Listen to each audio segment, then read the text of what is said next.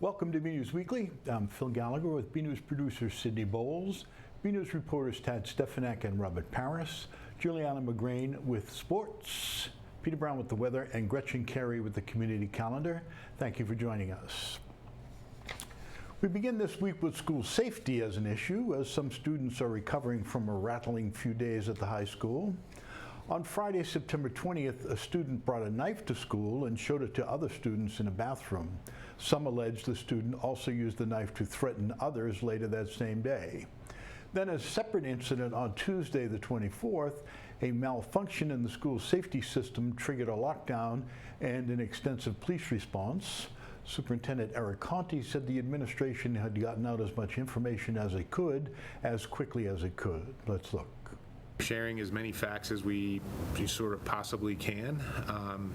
The incident on Friday involves a student, and we have to be a little bit careful about sharing information about students.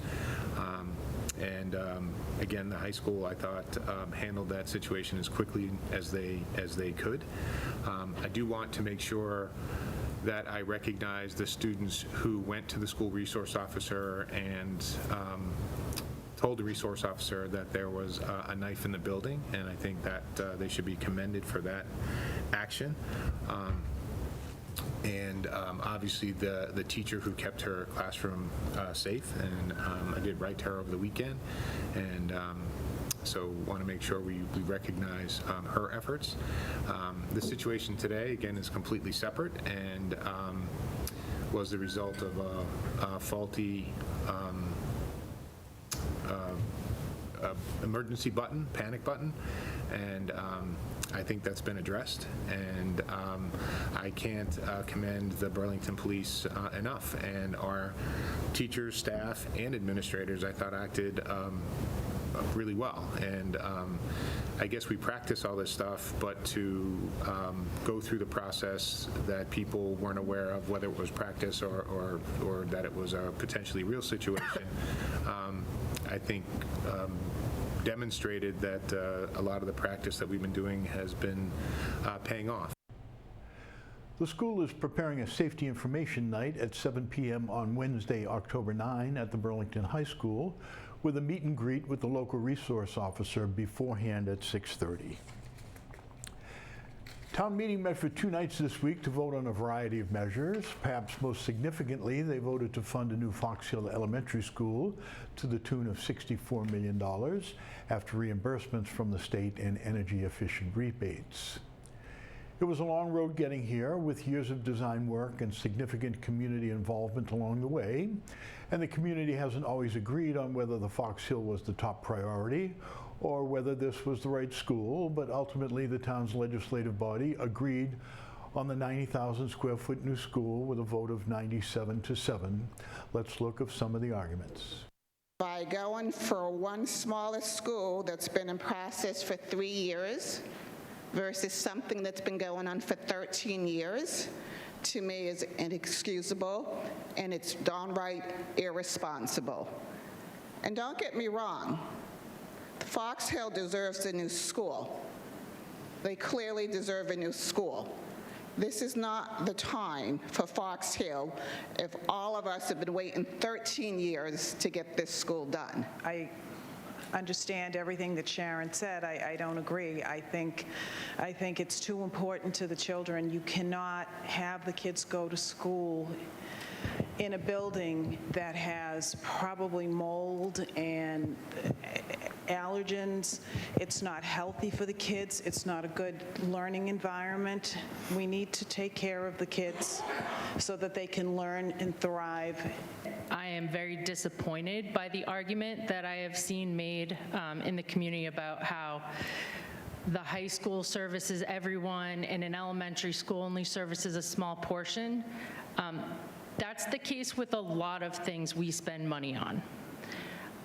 That's just how it works. We put money into roads that I don't drive on. I want to say how impressed I am by the amount of detailed work that has been put in by so many people in this community, by the schools, by the teachers, by the families, and I appreciate all of the work and the number crunching that has been done by Ways and Means, because this is very much over my head in many ways, but what was presented tonight, brought forward under the leadership of Melissa Massardo, I think is just amazing based on what I had seen previously. Town meeting also voted to move forward with a debate on whether the town clerk position should be appointed or elected. Right now, Burlington's town clerk role is an elected role, but Clerk Amy Warfield would like to retire next year, and she says there's no one in town who is qualified to replace her. One key benefit of the change is that the town could hold a broader search for the most qualified candidate, not just whoever runs for the office and lives in town. But some town meeting members have worried that an elected clerk might be more susceptible to political pressure. In a regular sit-down with BNews this week, Town Administrator Paul Sagarino says he's not concerned about potentially supervising the clerk position. Unlike the manager, I use the players that the team gets for me, so I can handle it in either way. I've worked with two fantastic elected clerks, but also there's been a movement across the state to appoint clerks based upon qualifications as opposed to who may win an election. So I'm comfortable with either direction. I have folks that I work with that report to other boards. I have department heads that report to me, and we'll get it done one way or the other. So I'm not particularly concerned about which direction the town votes on this one. And town meeting this week also considered warrant articles that would make town meeting hybrid and that would have established a way to recall elected officials. In the first item, town meeting passed the bylaw change to allow up to 15 members to attend remotely, but voted against sending a home rule petition to allow it indefinitely to the state legislature. That means that for now, the bylaw change will be superseded by state law and won't go into effect, but town meeting can revisit the home rule petition at a later date. And the body voted against an article that would have allowed recall petitions against elected officials. There's more left to go on the September warrant, including an article to allow an electronic sign at the corner of the town common. Town meeting reconvenes at 7 p.m. on Monday, September 30th. The Burlington School Committee this week voted in support of ballot question 2, a state initiative that would replace the MCAS as a graduation requirement in Massachusetts. Students would still take this test as a measure of school performance, but graduation requirements would be more tied to class performance and meeting state curriculum standards. School Committee Chair Christine Monaco weighed the pros and cons of the initiative. Yeah, we need to have rigid, strict graduation requirements. You can't just sit around and do nothing and graduate from high school. You have to pass, the required courses and get the required credits. The question is, do you have to pass the MCAS? And while I don't think it's a terrible thing to have to pass the MCAS, I can see how it's very difficult for some students, and for that reason, I am willing to support this request. October is upon us, which means Halloween events are just around the corner.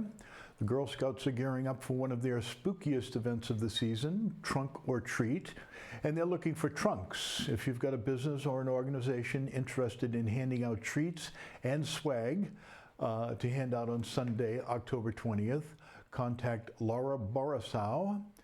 Her email is right there on the screen. Yes, indeed it is. If you're looking for a more immediate way to get involved, on Saturday, September 28th, it's casino night from the Burlington Athletic Boosters.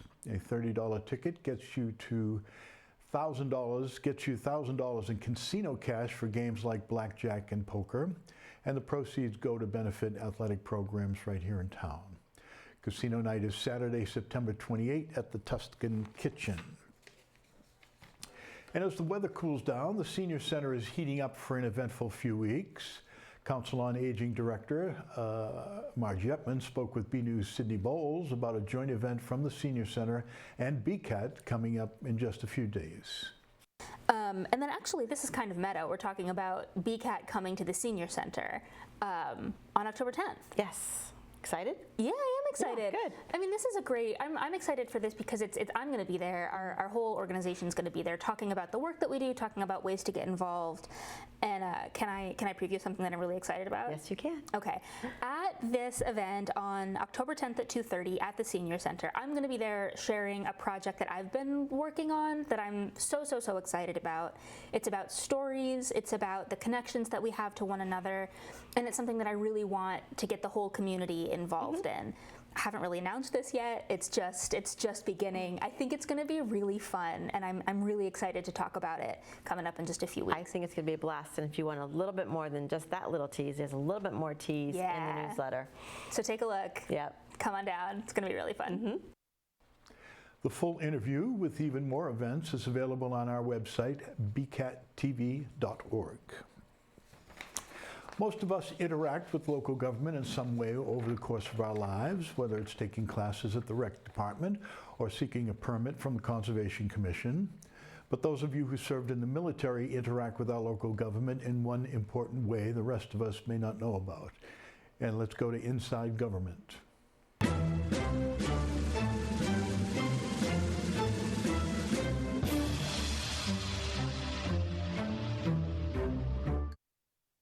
Massachusetts, under the Executive Office of Veteran Services, mandates that any municipality or city that has over 12,000 citizens has a full-time veteran service officer that is employed by that city or town.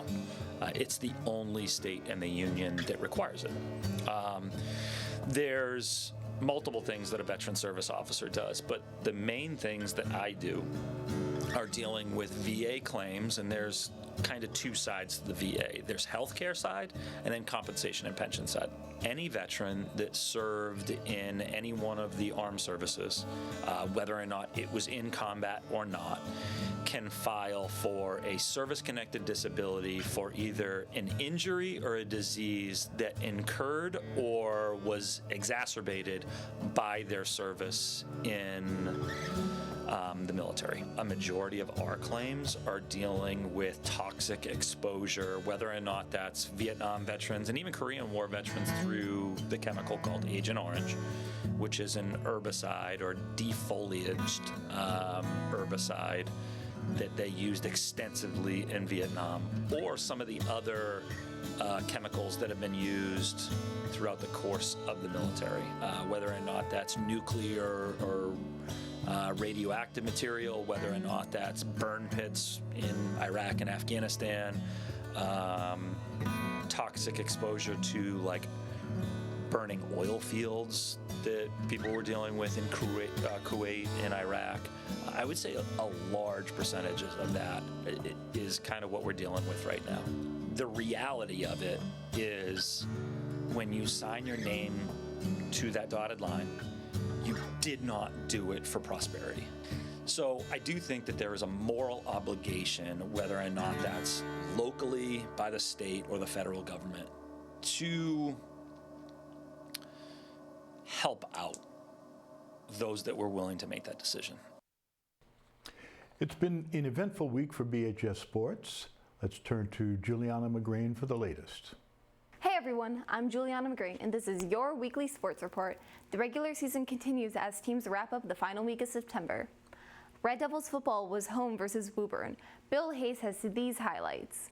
The Battle of Wynn Street took place on September 20th for the Devils' home opener. Burlington came out fast with a 79-yard touchdown pass from quarterback Anthony Guerrier to wide receiver Ryan Brooks. 7-0 after the extra point. Cornerback Ryan Ellis of Burlington spoiled Woburn's first possession by picking them off, giving the Devils great field position. Guerrier connected with Brooks for his second touchdown of the evening, 14-0 after the extra point. Woburn got on the board in the second quarter with a run by senior Caden Davis. The extra point was missed, keeping the score 14-6. Before halftime, the Devils' special teams got involved, with Ryan Brooks getting his third touchdown of the evening, running it back on the kickoff 90 yards, 21-6 after the extra point. Entering the third quarter, Woburn got into the end zone and attempted a 2-point conversion, but was unsuccessful, 21-12. The score remained the same until the fourth quarter as the Tanners put up 3 points for a field goal, 21-15. With only a 6-point lead, it was 4th and inches for the Devils with only 1 minute left in the game. So they went for it. Guerrier put his head forward and got the first down. But the referees had to bring out the chain again. They measured it. They got it. The celebration began immediately afterwards. BNEWS sports reporter Robert Paris spoke with head coach George Bailey. Oh, unbelievable. I told the kids, a team effort. The kids, everyone that stepped on the field did a great job. It was a team win, and I was happy for the seniors because now they can say this senior year that they beat Woburn. I'm very proud of them. He also spoke with quarterback Anthony Guerrier, wide receiver Ryan Brooks, and running back Brady Richer. You know, we got it done, and nothing beats this feeling. We haven't beat them in I don't know how long, so. It's always a good game, always a hyped atmosphere, and as you can see at the end, it came down to a game of inches today. It's the first time we played on the turf since my freshman year. I didn't even play on our turf against them our freshman year. And first time on our turf, we beat them, so it's really something special to do that. Burlington will be on the road for the next game against the Cambridge Ridge and Latin Falcons on September 27th. It was the opener for the Junior Devils middle school football team. Student volunteer Carter Ames spoke with the coaches and players that evening. The Marshall Simons Middle School Junior Red Devils football team returned for their home opener at Burlington High School against the Belmont Marauders. In the first game, the Devils scored 4 touchdowns and 3 2-point conversions, and Belmont scored 1 touchdown, which makes the score 30-6 Devils. I spoke with head coach Tim Vadinay about the victory. Yeah, it was a good win. A lot of kids got a lot of time to play tonight, and we're back at it next week against Melrose. So. Last season, the team went undefeated and won the Minutemen State Championship and are returning to defend their title. Yeah, it's always tough, and we got some really tough teams in our league, and we're just kind of one game at a time right now, and like I said, we're on to Melrose next week, and hopefully we keep it rolling. I also spoke with linebacker Eli Hannafin about the first win of the season. It's awesome. Our team is awesome. We've got great coaches. Our team atmosphere is great. We have great chemistry. All of us have been playing together. We all go to the same school, so. The team will be on the road at Melrose next week. For BNEWS Sports, I'm Carter Ames. Wakefield Memorial defeated the joint Woburn-Burlington swim team at 90-80 and are now 0-2 this season. However, there was a silver lining for the group, as 7 of the athletes qualified for the North Sectional meet in November. These athletes include Sadie Floyd in the 50 freestyle, Kaylee McCarthy in the 200 freestyle, Riley McCarthy in the 100 backstroke, Ava Eldridge and Megan Sheehy in the 400 relay. The team will be back home at the Woburn Boys and Girls Club against Reading on September 25th. Red Devils Golf are 6-5 this season after 2 back-to-back losses to Winchester, 44.5 to 27.5, and 38.5 to 33.5 to Stoneham on September 20th and 24th respectively. The team will compete in the Middlesex League shootout on the 26th. We will have updates next week. Girls soccer is 3-4-1 after a 2-4 loss to Wakefield on September 19th and a 2-2 tie in Wilmington on the 23rd. Boys soccer is also 3-4-1 after a 1-0 win in Wilmington on September 23rd. Both teams had hosted town night at Marshall Simons Middle School. BNews reporter Robert Paris has more. As the soccer teams kicked things off at MSMS, special role models and fans enjoyed the action. For the 3rd year in a row, Burlington High School and the Burlington Youth Soccer Association collaborated for Town Night, formerly known as Soccer Night. We got hundreds of youth kids here supporting our high school players. We had a good showing to come out and support us, and a great match held. I mean, it's so special. Yesterday we had some of the little ones that came by at the end of the practice, and just to have a high five or a fist bump, it's like their hero. So they got to hold their hero's hand, walk out, and just stand with them, and it was the best moment for a lot of those little ones. As for the games, both teams won their matchups against the visiting Stoneham Spartans. The boys won 3-1, while it was shutout fashion for the girls at 6-0. Credit to Stoneham for putting on a great match for us. They really owned the middle of the field in that first half, and we made some critical changes, and we're able to pull out a win in front of a young group to hopefully get them excited to come play with us someday. But we couldn't be more excited to have the town support and enjoy a night of soccer. Definitely was business as usual. We were super excited to play against them. We're coming off of a big tie. I had a chance to speak with some of the youth and varsity players about the incredible turnout and what it means to see the next generation of rising athletes. I'm excited that they're here because I hope they get the motivation to see us and to keep on wanting to play. Many people fall out at a young age, and I just hope that they can stick with it till high school and make Burlington High School a pretty competitive school. We want to give them the inspiration to play high school soccer, and I'm so happy. It makes me play better because it makes me thrilled. It makes me excited to play in front of all of them. They played great. They scored some pretty awesome goals. I like how they're talking great out there. I love playing soccer here in Burlington. My coaches are amazing. And my teammates are great. Town night's just special, especially for me being a senior. It's kind of like a full circle moment. I grew up playing and I started coming to games and being ball girls. So be someone that someone else can look up to, I think is very special and heartwarming. And I think it just helps everyone. I mean, having all the little kids on the bench really contributed to the energy and the team atmosphere. So I think it's just special to be a senior and to help the little kids out. The event really shows a glimpse of what is to come in the future for Red Devil athletics. There's so many places that you go that you don't get to see where you came from. And I think it's an awesome reminder to be able to see I was them one day and this is where I got. And it's just a full circle moment. I think it's extra special for the seniors too, to be able to okay, I am at the top of my high school, or my Burlington career now, but definitely I was 7 one time kicking the ball around. So that's what makes it extra special. From the Marshall Simons Middle School, I'm Robert Paris for BNEWS Sports. Girls and boys cross country both had meets with Wilmington on September 24th. BNEWS student volunteer Carter Ames has the full recap. Both the girls and boys cross country teams got in the win column over the Wilmington Wildcats. The top finishers for the girls were junior Krentika Argawala, came in 5th place with a time of 24 minutes and 13 seconds. Junior Kayla Mackey crossed the finish in 8th place with a time of 25 minutes and 40 seconds. The boys defeated their opponent 21-34. The top finishers for the boys were Krish Al-Arada, clocking in at 16 minutes and 31 seconds. The second place was Roy Kanike at 16 minutes and 38 seconds. Teams will be on the road in Watertown October 1st. Girls field hockey are 4-4 this season after 3 wins over Wilmington, 2-1, Wakefield, 3-1, and Stoneham, 2-0. Burlington will be in Belmont on September 26th, and then home against Beverly on September 28th. Updates on these games next week. Lady Devils volleyball got back in the win column after 2 shutout 3-0 victories over Wilmington and Stoneham. This moves the record to 5-4, and they will have an away match in Belmont on September 26th. Updates on the game next week.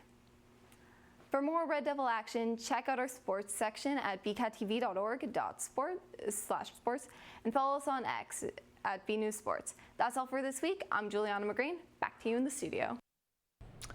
One final sports-related story this week. A very special Burlingtonian was in attendance at a recent football game for a very important reason. Tad Stefanek has this report. Burlington High School Red Devils football recently snapped a losing streak against Woburn, defeating the Tanners 21-15 at home.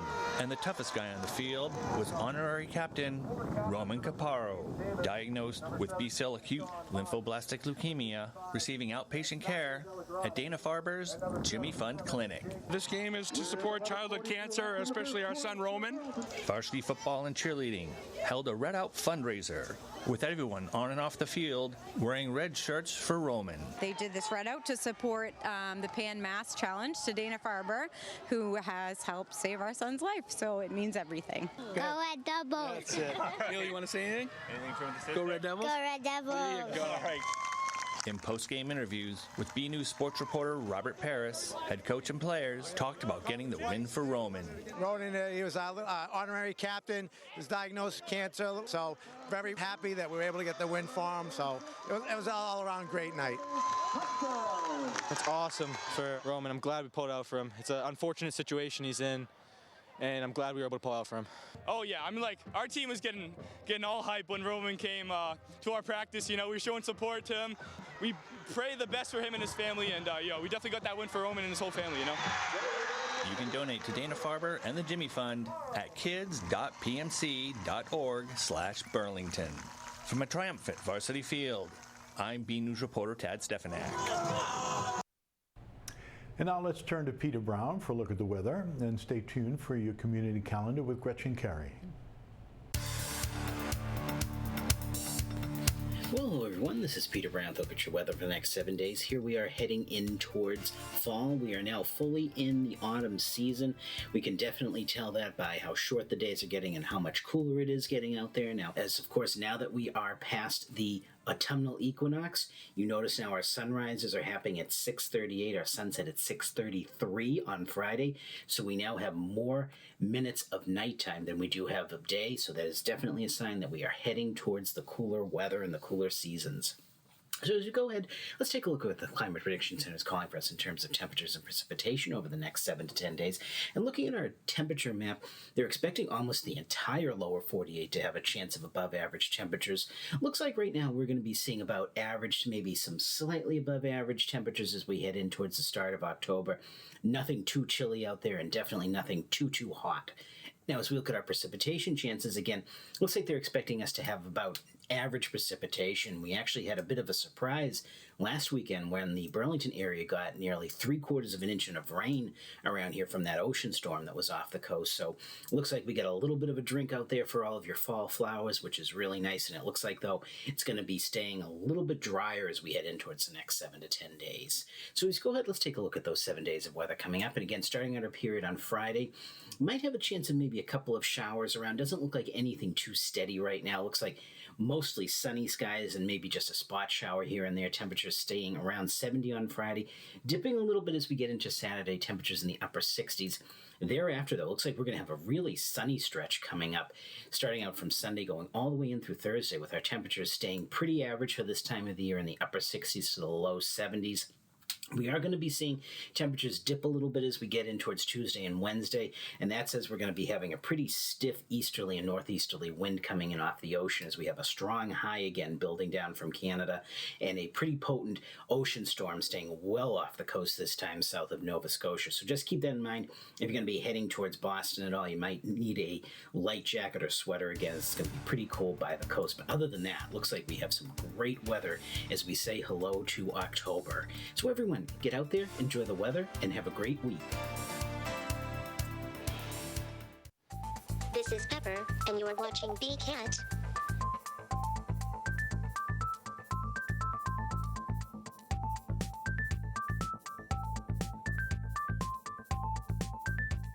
Hey everyone, I'm Gretchen Carey, and this is your Community Calendar. On October 5th from 11 a.m. to 2 p.m., the Burlington Parks and Recreation Department will be having a Trucktober on the Town Common. Power Wheel Derby is for residents only.